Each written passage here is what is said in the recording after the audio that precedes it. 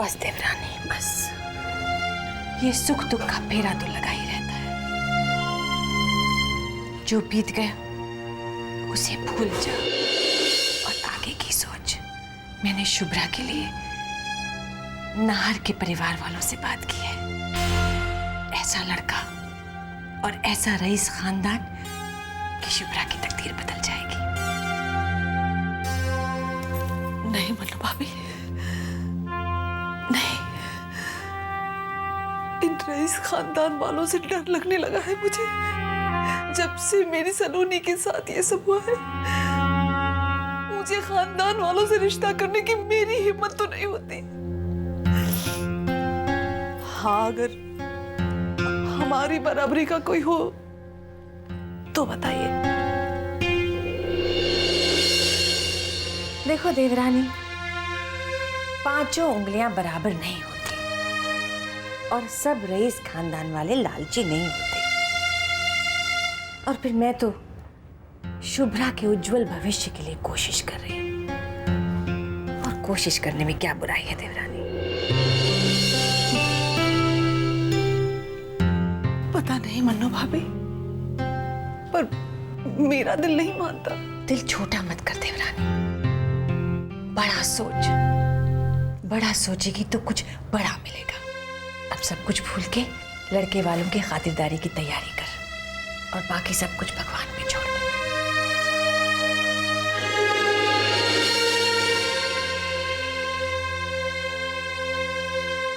हरिओम हरिओम हरिओम। चलो जैसी भगवान की मर्जी। अरे मन्नू भाभी, अरे दिया तले अंधेरा इसी को कहते हैं। अरे जिसके लिए खुशखबरी थी उसे तो बताना भूल ही गई। क्या पूछोगी नहीं कौन है? तुम्हारे सपनों का राजकुमार कुंवर नाहर सिंह। क्या? अभी तो बताया है तो ये हाल है, जब देखोगी तो बेहोशी हो जाओगी शायद। शर्मा ले बेटा शर्मा ले, यही तो तेरे शर्माने ले जाने के दिन है। मन्नू भाभी आप तो कमाल ही है। सो तो हूँ। मैं अपने फ्रेंड्स को फोन कर लूं? जा जा जा। चलो जो होता है सो अच्छी के लिए। इन कंगालों के हाथ कोहिनूर कैसे लग गए? लेकिन दहेज कहाँ से लाओगे? रहे तो कंगाल ही ना।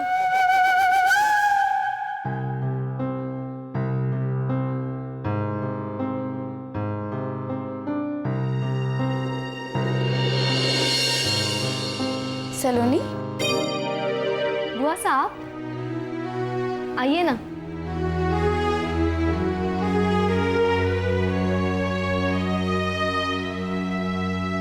पुरानी बातों को सोचकर दिल दुखाने से क्या फायदा।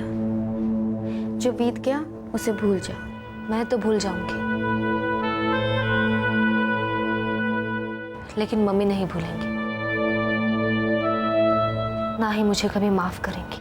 भाभी साहब के सीने में एक माँ का दिल है, और माँ अपने बच्चों से कितने दिन नाराज रह सकती है? तो खुद ही देखना, 2-4 दिन में बिल्कुल ठीक हो जाएंगी भाभी साहब। सही कहती है मम्मी, सारी मुश्किलों की जड़ मैं ही हूँ। घर छोड़ने से पहले मैंने एक बार भी नहीं सोचा कि मम्मी पर क्या गुजरेगी, उनका क्या हाल होगा। भूल जाना, मैं तुझे एक खुशखबरी सुनाती हूँ। कुंवर नाहर सिंह है ना, उनके साथ शुभ्रा के रिश्ते की बात चल रही है। कुंवर नाहर सिंह? सच बुआ साहब? शुभ्रा की तो जिंदगी बन जाएगी। काफी रईस खानदान है और लड़का भी लाखों में एक है। सलोनी, मुझे तेरी जिंदगी की फिक्र होती है। क्या तू सचमुच शादी नहीं करेगी? मेरी शादी के लिए सभी ने जी तोड़ कोशिश की थी, अब मेरे नसीब में ही नहीं है तो कोई क्या कर सकता है। लेकिन इस तरह अकेली जिंदगी अकेले क्यों? मम्मी पापा है ना, उन्हें भी तो संभालना है। और फिर ये मौका मुझे मिल रहा है तो मुझसे ज्यादा खुशनसीब और कौन होगा?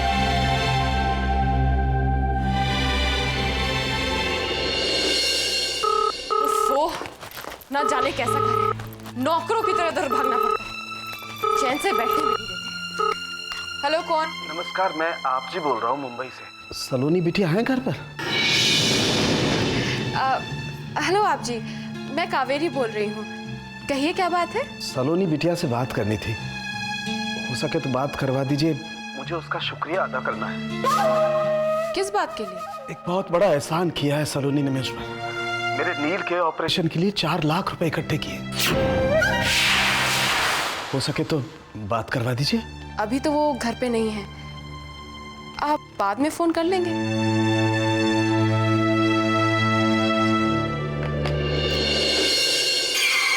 सलोनी मैडम, 4 लाख देने की औकात ना तो तुम्हारी है और ना तुम्हारे घर वालों की, तो फिर ये पैसे आए कहां से? चलिए, आपने नील को तो बचा लिया, पर आपको कौन बचाएगा?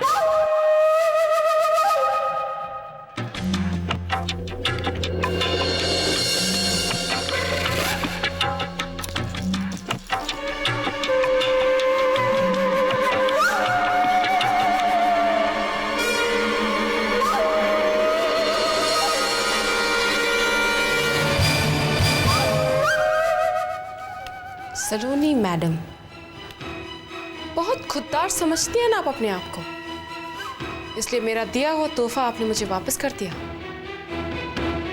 आज मैं आपको एक ऐसा तोहफा दूंगी कि आपकी सारी खुददारी टुकड़े टुकड़े होकर बिखर जाएगी। आज तक आपने मुझे अच्छी बहू बनने के जितने भी लेक्चर्स दिए हैं ना, उन सबका हिसाब चुकता करूंगी। देखिएगा, आज मैं आपकी ही फैमिली की नजरों में आपको कैसे गिराती हूँ।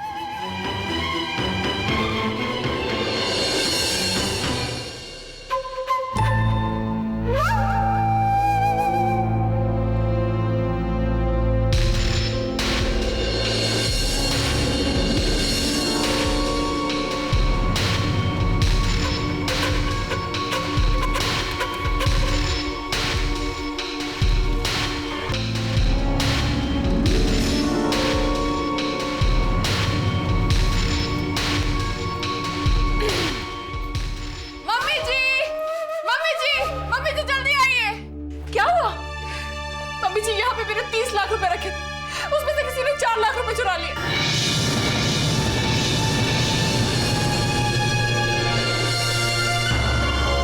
4 लाख?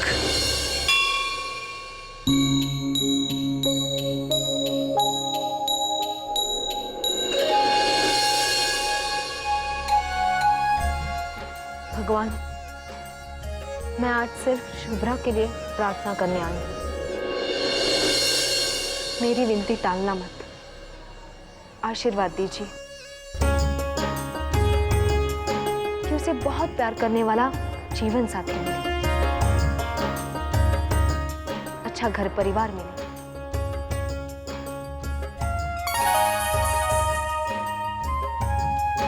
मैं जानती हूँ मुझ में बहुत कमियां हैं, मगर शुभ्रा तो सुंदर है, उसमें वो सब कुछ है जो लोग एक अच्छी लड़की में ढूंढते हैं।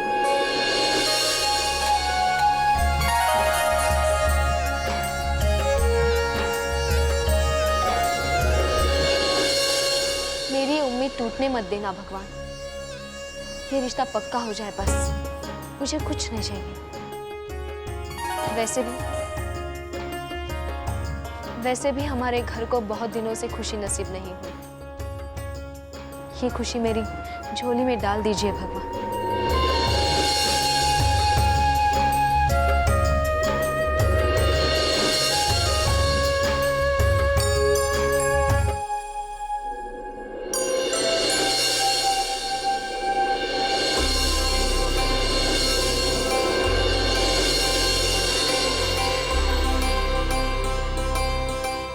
तथास्तु, आपकी मनोकामना पूरी हो।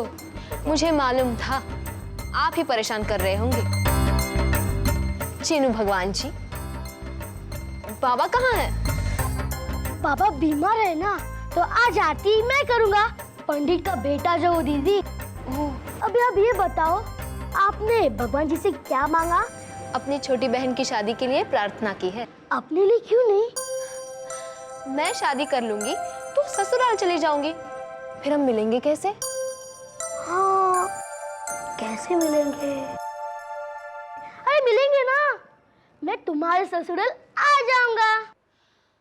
हाँ। अच्छा, अगर मेरे ससुराल वालों को आपका वहां आना पसंद नहीं आया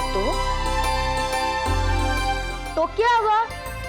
दीदी, जब आप अपने घर आओगी तो मैं आपसे मिलूंगा। क्यों दीदी, आप तो ठीक है ना? बिल्कुल ठीक है। अब मैं चलती हूँ। ये लो प्रसाद। दीदी एक मिनट रुकिए, मैं अभी आ रहा हूँ। ये रखो दीदी। ये क्या है? कहते हैं जो भी इसे बांधेगा उसकी शादी पक्की हो जाएगी। बहुत बहुत शुक्रिया चीनू जी। नहीं, पंडित चीनू जी, आप बहुत प्यारे हैं। दीदी आप शादी कर लो, मैं अपने ससुराल वाले को यूं यूं मना लूंगा। ठीक है चीनू भगवान जी, जैसे ही लड़का मिल जाएगा मैं शादी कर लूंगी। चलो।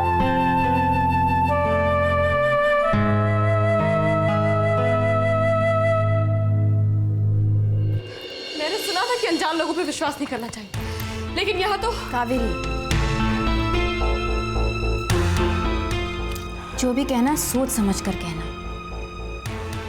ऐसे कैसे कोई भी तुम्हारे कमरे में घुसकर तुम्हारी कबर्ड में से पैसे निकाल सकता है? बुआ सा कोई बाहर वाला तो हो ही नहीं सकता, जरूर ये कोई फैमिली मेंबर का ही काम। देखो, धोखा किसी को भी हो सकता है। तुम आराम से बैठकर सोचने की कोशिश करो कि तुमने पैसे कहाँ रखे थे। हद होती है विश्वास नहीं करती। मैंने हर जगह देख लिया पर पैसे कहीं नहीं मिल रहे। मेरी गलती थी कि मैंने ऐसे लोगों पे विश्वास किया। एक बार भी कबर्ड को मैंने लॉक नहीं किया। कैसे लोग हैं, अपनी बहू का पैसा चुराते, मेरी शराफत का नाजायज फायदा उठाया।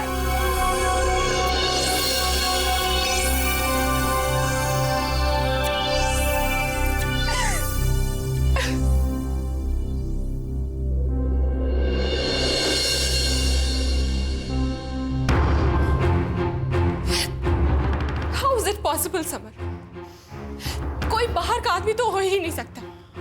I'm 100% श्योर ये कोई फैमिली मेंबर का ही काम है। बट कावेरी, कौन करेगा और क्यों करेगा? वो मैं नहीं जानती। मैं बस इतना जानती हूँ कि मेरे रुपए चोरी हुए।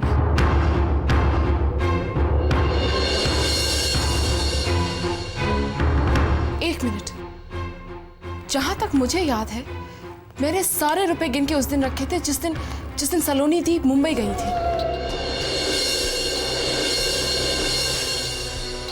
सोच समझ कर बात करना बहू। सलोनी पे शक करने का मतलब हुआ मेरे बच्चों की परवरिश पर शक करना, जिसके लिए मैंने कभी कोई कसर नहीं छोड़ी। सलोनी पर तो मैं खुद से भी ज्यादा यकीन करता हूँ। ऐसी गिरी हुई हरकत तो कर ही नहीं सकती। पापा जी, अब तो बेवजह ही गुस्सा हो रहे।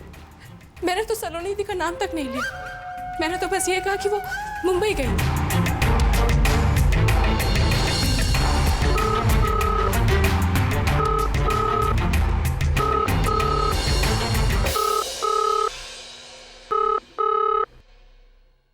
हेलो, मैं आप जी बोल रहा हूँ। सलोनी है? हाँ जी बोलिए, क्या काम है इनसे? बेटा, एक बार माफी मांगना चाहता था मैं सलोनी से। मैं तो बेवजह ही उसे गलत समझ बैठा। बाद में जब पता चला कि उसने तो मेरे नील के ऑपरेशन के लिए 4 लाख रुपए दिए तो सलोनी दीदी ने 4 लाख रुपए दिए?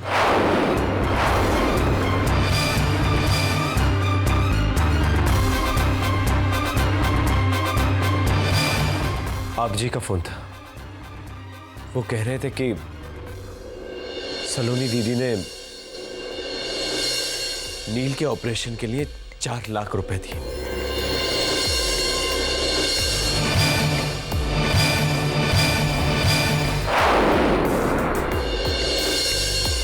आई एम सो सॉरी पापा जी, आपकी परवरिश में ही कसर रहेगी।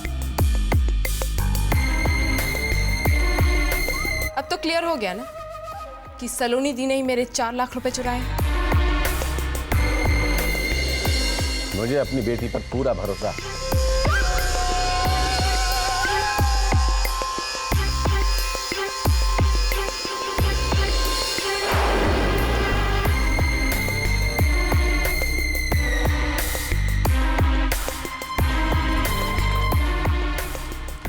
ये ले, तुम्हारे लिए लाई हूं।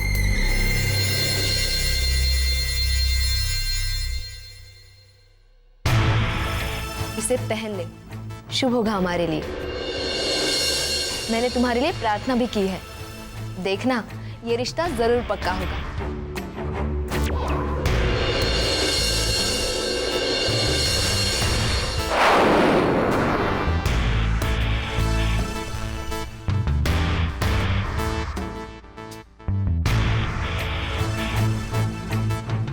पापा ये लीजिए प्रसाद।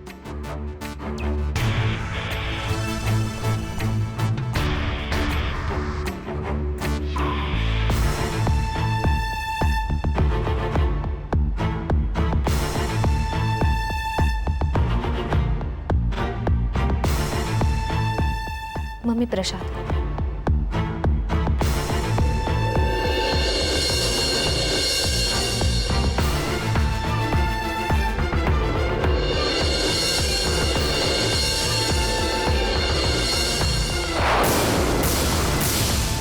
मम्मी ये सब क्या है?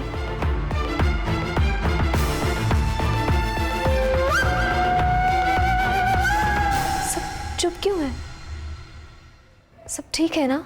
भाभी का कहना है कि आपने उनके 4 लाख रुपए चुराए हैं।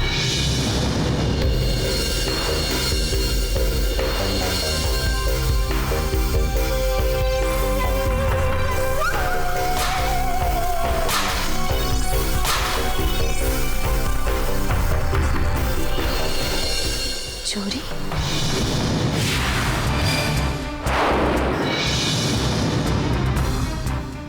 पापा, ये शुभ्रा क्या कह रही है? ये सब गलत है। दीदी यही सच है। नील के ऑपरेशन के लिए आपने 4 लाख रुपए दिए। बोलिए दीदी, और झूठ मत बोलिएगा प्लीज, क्योंकि आप जी ने मुझे फोन करके सब कुछ बता दिया। तो वो पैसे मेरे कबर्ड से निकाल के मुंबई पहुंचा दिए। यही कहना था ना आपको? पापा, ये सरासर झूठा इल्जाम है मुझ पर। क्या मैं ऐसा कर सकती हूँ? मेरे 4 लाख रुपए गुम हुए हैं और आपने भी 4 लाख रुपए नील को दिए। ये सब कैसे हो सकता है? मम्मी, बुआ सा, आप कुछ बोलती क्यों नहीं? क्या मैं ऐसा कर सकती हूँ? आपने पैसे नहीं चुराए हैं ना? नहीं। तो इसका सिंपल सॉल्यूशन है, मैं पुलिस को इन्फॉर्म कर देती हूँ। चोर अपने आप पकड़ा जाएगा। बहू, अब हमारे घर में पुलिस आएगी? वो तो बुलाना ही पड़ेगा मम्मी जी।